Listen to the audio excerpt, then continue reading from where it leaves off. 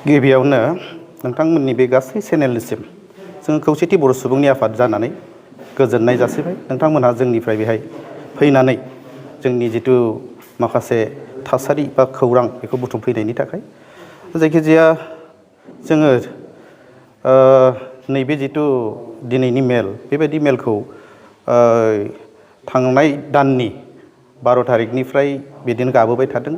जोङो मा होनो बङाइगावनिफ्राय लानानै धुबुरीनिफ्राय सकस सदियासिम ओरै गासै कार्बि आंलं गलाघाट जों गासैबो गाबोजोब्बाय।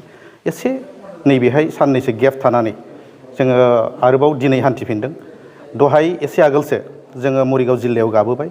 दा बे एखेयानो प्रब्लेम, जेरावबो जोंनिया बे एखे प्रब्लेमानो, हा हुनि प्रब्लेम, माखासे स्कुल एबा सोलोंथाइनि प्रब्लेम। दा बेफोरबादि गासै जिखिनि प्रब्लेम्सफोर बेखौ लानानै जोङो दहायबो मरिगावआव बेखौ सावरायबोदों आरो बेखौ जोङो माबोरै समाधान खालामलायनो हागोन बिनि माखासे जिथु वे बेखौ जोङो नागिरलायबाय थादों। आरो नैबे नगावआवबो बे एखेयानो, बै मोनसे बर' मिडियाम स्कुल दङमोन, बे बर' मिडियाम स्कुला दिनै गैलिया। थांनाय बाराव जोंनि आफादगिरिया फैनानै बे जायगायाव मेल मोनसे बा मिटिं मोनसे खुंहैदोंमोन। दा बेयाव नुनो मोननानै जों जोबोद दुखु नांदों। जोंनि बर' मिडियामा दिनै जोबस्रांलांबाय थादों। दा बेहाय ओंखायनो बे एरियानि गोरों गोरा एबा जोंनि खौसेथि बर' सुबुं आफादनि दैदेनगिरि बिथांमोनहा जोबोद हास्थायदों जे स्कुलखौ आरो खनसे बिदि खुलिफिनबावनानै मोजाङै मोजां जोंनि बर' गथ'फोरखौ बर' बिजोंजों फोरोंलांनाय बा फोरोंनाय मोनसे मोजां लामाजों लाबोनायनि थाखाय। आरो बिदिनो थिग हा हुनि समस्या, जेरै गोबां जायगायावनो बर'फोरनि प्रब्लेम्सआ हा हु, जोङो मेक्सिमाम नुनो मोनदों मा होनो मोनफ्रोमबो जिल्लायावनो जों दिनै 22टा जिल्लायाव गाबोबाय बा खुंबोबाय बेबायदि माखासे बा जोङो हाबबोबाय जोंनि आफादनि माखासे दैदेनगिरिफोरखौ लानानै वार्कार्स मिट जितु खुंबोनाय बेयाव मोनफ्रोमबो जायगायावनो जों नुनो मोन्दों हा हुनि प्रब्लेम। दा बे थिग बिदिनो बे हा हुनि प्रब्लेमा जोंनि बे नगावआवबो दङ। जोंनि बेयाव लावखवा होननाय मोनसे जायगा दङ। बे लावखवायावबो बिदिनो माखासे हा हुनि प्रब्लेम्स दङ। आरो ओजोंहाय बरबिल, बे बरबिलावबो जों बरबिलाव गोबां खेब मालाबा सम बेबायदिनो नटिस गोलैनाय माबा गोलैनाय बेबायदि समाव जों थांबाय, रायज्लायहैबाय।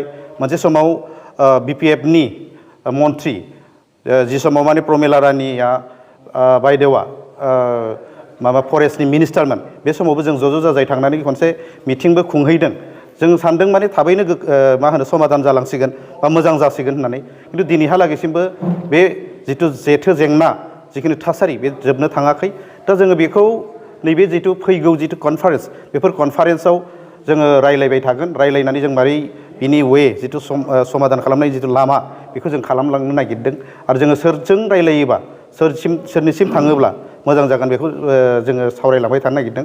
मानोना जोंहा रोखायै दंथारो 2006नि जिथु फरेस्ट डुवेलार्स एक्ट, बिनि हिसाबैब्ला जोंनि जिथु ट्राइबेल माहारिफोर, बेखौ ट्राइबेल माहारिफोरखौ गोख्रैनो एथ'ग्राब मानि मा होनो बेबायदि न' सिफायनाय, माने बेबायदिनो मा होनो बेबायदिनो गोबां जेरै गुवाहाटियाव खालामनाय बेफोरबायदि खालामनो मोना एक्सुवेलि। खिन्थु आसाम गभर्नमेन्टआ दिनैहालागैसिमबो मानो बेखौ नायस'नाखै जों बेखौ सानबाय थादों। आरो जोङो एसे सावरायलायनायबो जादों।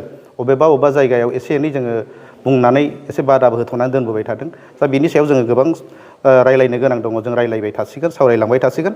बेफोर गासैखौबो लानानै जोंनि नैबे नगाव जिल्लायाव एसे आगोलसो जिथु जोंनि वार्कार्स मिट, बेयाव बेखौनो लानानै बांसिन बिथा खालामनानै जों सावरायनाय जादों।